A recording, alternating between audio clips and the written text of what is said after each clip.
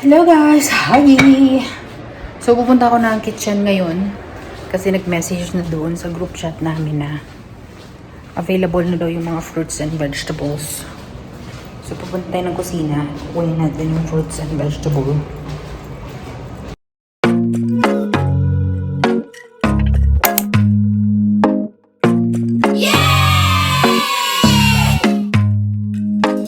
Di ko pa naluto yung cauliflower. Kung may cauliflower kami last rasyon.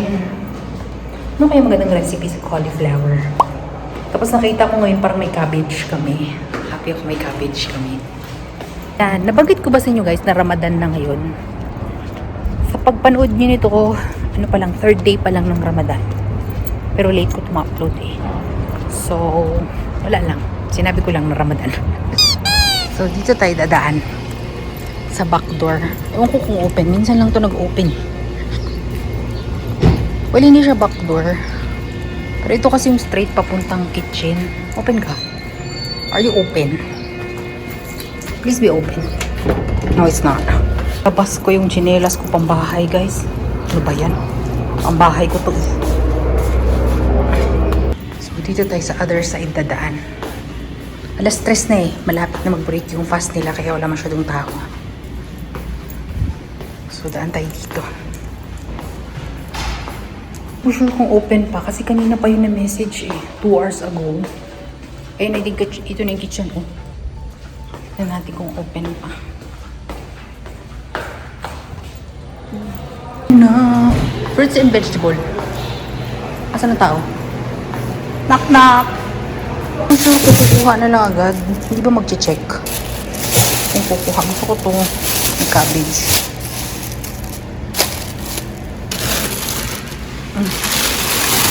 A few moments later. Okay. So, katatapos ko lang kumain, guys. Kumain na ako. Kasi, morning pa yung duty ko. Ano eh? Gagawa tayo ng prutas haul. Tingnan natin kung ano naman natin vegetable na yun. And then, after ko kumain, ako ay luluto na ng ating talong french fries. Para ready na for tomorrow. So, meron akong talong ulit ngayon, pero lulutuin ko yung 3 talong ko na nasa bingit na ng kamatayan. Excited ako, meron akong cabbage. Itong gusto ko sanang bilihin. Ulit na lang di ako bumili. Tapos meron ulit tayong pumpkin. Hindi ko pa naluluto yung pumpkin ko. Patatas. Carrots ulit. 2 onion. Bawang. Weekly ito sila guys. Pero hindi ko naman nauubos. Yung bigas ko malapit nang maubos. Pero yung fasting pa ako nun ha. Paano na lang yung iba na 3 times a day kumakain o 2 times a day. Ako fasting pa ako niya. Naubusan na ako. Anyway, the usual fruits nila. Banana, apple, and oranges. Nalagay ko lang ito sa rest. At tayo ay magre-ready na ng food natin for tomorrow. So dahil naabutan na naman tayo ng bagong gagawin kong orange juice na lang din yung orange ko. Gagawin ko pang orange juice. Pipigain ko. So ito yung mga old pa na apple. Naabutan na naman tayo. Yung banana ko nung huli, lamog na siya guys. Nalamugan na naman tayo. So I think ito.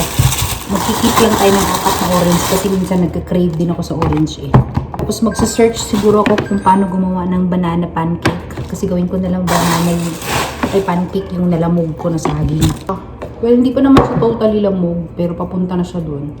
So magsa-search lang tayo, gawin natin siyang pancake. Pagagawa tayo ng talong fries.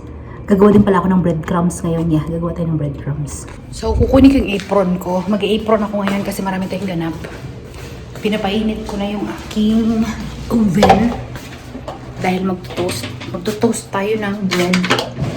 Tapos hiramin natin ulit yung blender ni Julia. Kunin natin yung blender niya, i-set up ko na. So habang umiinit yun, i-set up natin lahat ng gusto natin i-set up, okay?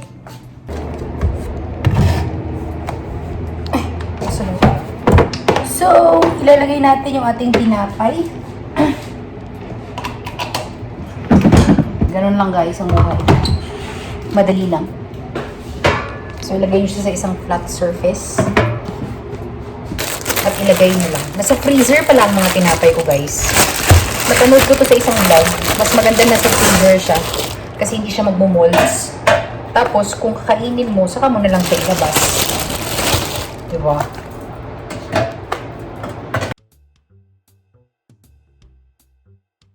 Ito yung aking old talong. So, i-chop-chop na natin yan kasi dapat nakababad siya for 30 minutes bago mo siya prituhin. Hindi ko alam kung bakit. So, hanap tayo ng... Anong hanapin ko? Kasi diba dapat ibabad natin siya sa water. Parang french fries chop-chop siya. Para maiba naman ang atake natin.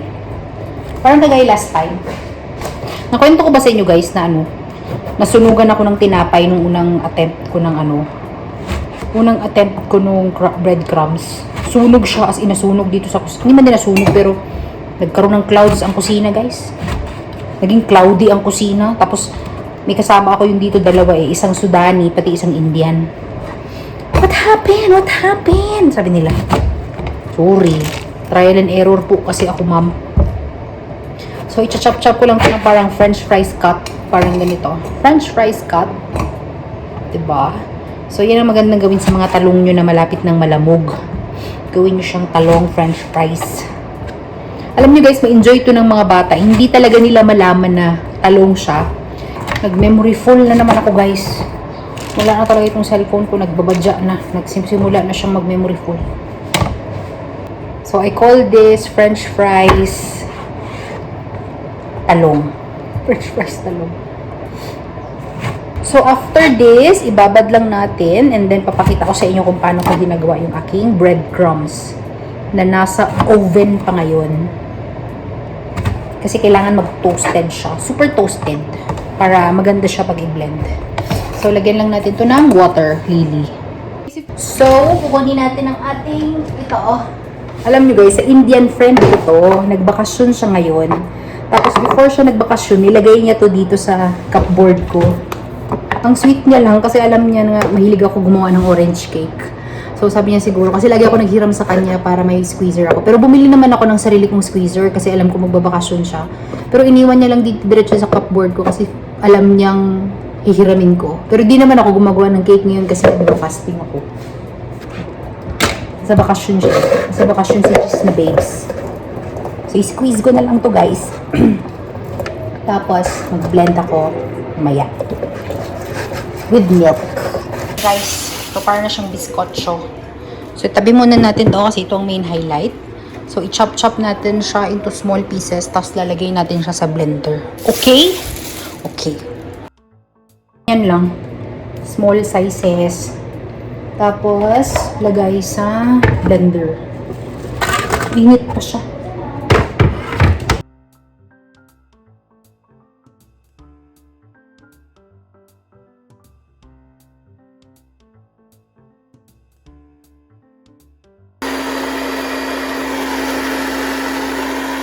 Tapos na yung breadcrumbs natin.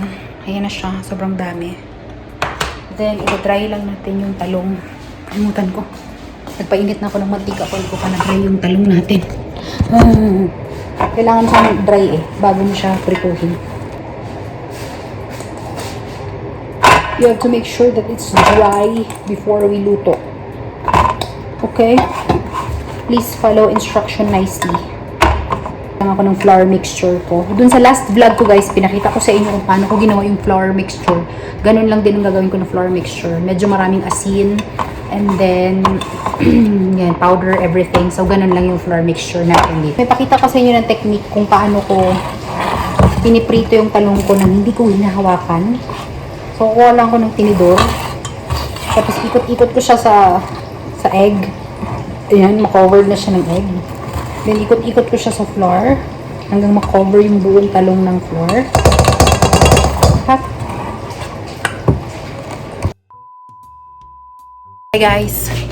So, hindi na ako naka-vlog kanina kasi nagkaroon ng tao sa kusina.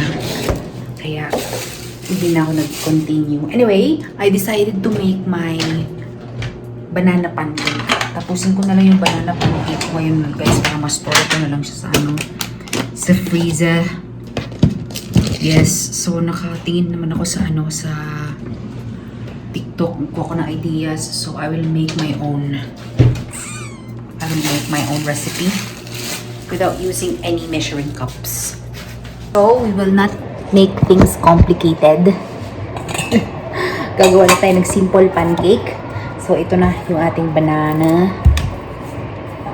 We will use, sabi nila mas masarap siya pag overripe na talaga yung banana mo. And kapag hindi ko to siya gagawin guys, siguro hindi lang overripe ang mangyayari sa banana ko. Mabulok pa ito kasi ngayon lang talaga ako magkakaroon ng time. So every time na magkaroon ako ng free time, kailangan ko talagang gawin yung mga, bulok na siya. Kailangan ko talagang gawin yung mga kailangan kong dapat gawin. Nagets nyo yun? Kung hindi nyo nagets, hindi ko rin masyado nagets yung sinabi ko. So, after fully mashed, ilagay na natin yung egg. Isang egg lang ilalagay ko. Yung ko kanina, pag video ko, kasi may dumating na, nagluto na sila ng ng food nila, kasi di ba nga nagpa-fasting sila ngayon. So, it's time for food cooking. So, medyo madami ng tao kanina. Kaya hindi na ako mag-vlog. So, after that, maglalagay lang din ako ng konting milk. Not too much. Wala akong gagamiting measurement ngayon. Kasi pancake mix lang naman siya. So, carry na yan guys. Okay na yan.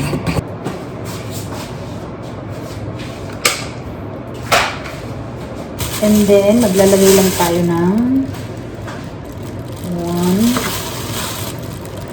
2, 3, and 4. I think enough na siya. Baking powder. Para umakyat siya kahit papano. Gusto ko kasi umakyat yung pancake ko. Ayoko ng flat lang na pancake, guys.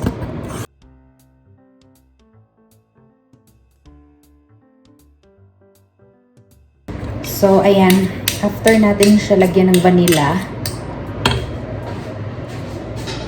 i-mix lang natin siya. Tapos lalagyan ko siya siguro ng konting sugar lang. So, we will put some sugar. Okay yan. So, after ko nilagyan ng butter, ayan, nilagyan ko siya ng butter, guys. Konting butter lang sa pan. Lalagyan na natin. Alam nyo, guys, I will tell you honestly, wala akong alam na luto ever. When I went to Saudi Arabia, bobo ako. So, I just explored things and the things explored me.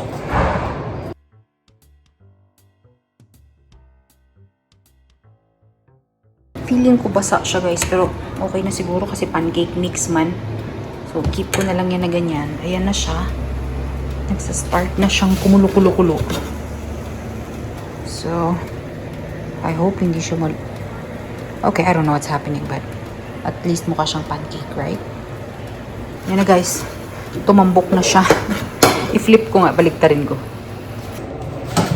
Amoy sunog naman na siya. So, okay na siguro. Parang amoy sunog na siya. Flip. Oh, nice! Okay. That's nice. Hindi pa siya luto, pero that's good.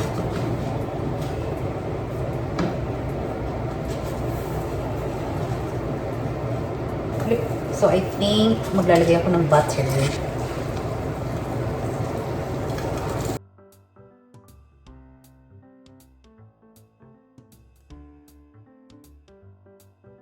Ayan na siya guys, yung first batch. And then, ito na yung second batch. Last batch na to. Tapos tayo ay hihiga na. Lobat na ako guys. Sorry, hindi ako maka-time-lapse. The next day, Guys, nandito na ako sa duty. Hindi ko na na-close yung vlog ko kagabi kasi natulog na ako. Bumubulong ako kasi tahimik ang mga tao. And so far, okay naman yung ginawa nating banana pancake. Masarap siya. Kaso nga lang madami kasi akong kinain na kanin kanina kaya kaya medyo konti lang yung banana pancake na kinakain ko. But anyway, i-close na natin ang ating vlog. Thank you very much guys for watching this video. If you're new to my channel, don't forget to subscribe to my channel, like this video. Maraming salamat sa walang sawang panonood. Remember to keep safe all the time and God bless you all. Okay, bye. Salamat.